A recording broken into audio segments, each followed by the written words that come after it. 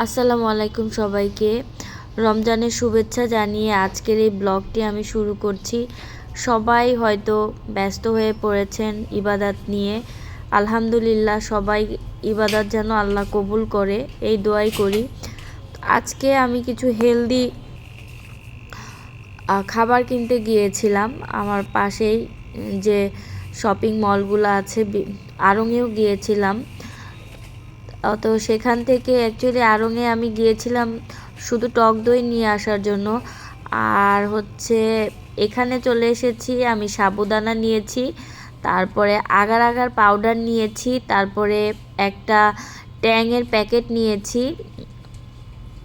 ওটা ওই যে বয়মে পাওয়া যায় সেটা আমি নেই, আলাদা করে যে পাওয়া যায় সেটা আমি নিয়েছি। তারপরে সেখান থেকে আমি সরাসরি আরএফএলে গিয়েছি। আরএফএলে গিয়ে আমি গ্লাস কিনেছি, দুটো গ্লাস কিনেছি, একটা জার কিনেছি। সবগুলোই অ্যাকচুয়ালি জার যেটা সেটাও গ্লাসের কিনেছি। অনেক কিউট কিউট সুন্দর সুন্দর জিনিস উঠেছিল ঈদের জন্য। জগগুলাও অনেক সুন্দর, কিন্তু এই টাইপের জগ অলরেডি আমার আছে, না হলে আমি কিনতাম।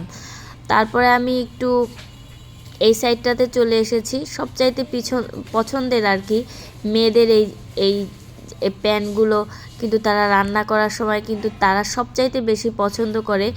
তো আমি এখানে চলে এসেছি, দেখে নিচ্ছি কি কি আমার লাগবে আর কি কি লাগবে না।